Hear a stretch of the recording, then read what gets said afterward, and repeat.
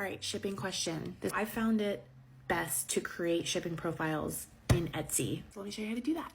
First, on Printify, when you're selecting a distributor, you want to go into the details of that item and see what the processing time for that distributor is and how much they charge for shipping for both the United States, Canada, and the rest of the country. Get that information in order to set up your shipping profile. So go look for that first.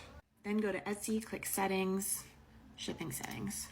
Here you can see I have a standard shipping profile set up. This is what I use for pretty much all of my listings. To do that, you create a profile and you fill out all of this information.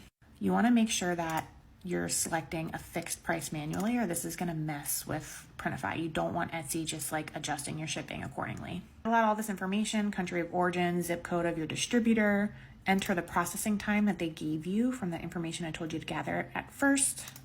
And here you want to actually decide what you're charging your customer for shipping. If you're working shipping into the cost of the price of the item, then you want to do free shipping here. What I do is I basically like split shipping. For like a t-shirt, I'll charge them like $2. Unless they spend $35 or more in my shop, then it's free shipping. Printify for a t-shirt is going to charge me $4 for shipping. I'm charging my buyer $2. You enter all that information in there, and at the bottom you name the profile. So for example, standard t-shirt shipping, 2 to 7 days processing time. So once you save that, that shipping profile is going to be available for you to use on Printify as you're creating new items. So for example, here's my t-shirt. I entered all of my information. And then all the way at the bottom, there's going to be a shipping profile.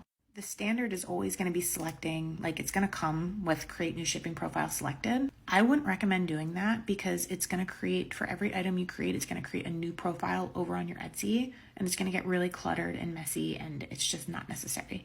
So unclick this. In the drop down, you should see your custom profile that you created over on Etsy, and that's what you're going to select. So then you're going to publish that, and that is going to go directly over to your Etsy shop when you publish the item. I hope that was helpful.